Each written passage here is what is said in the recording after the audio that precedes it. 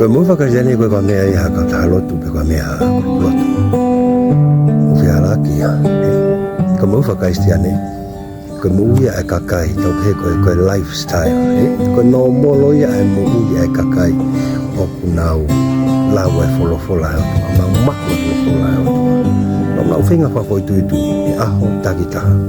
Kera uno fo ke folo lau pe hakili. Tu kia na mo ko na mo wi pe ya.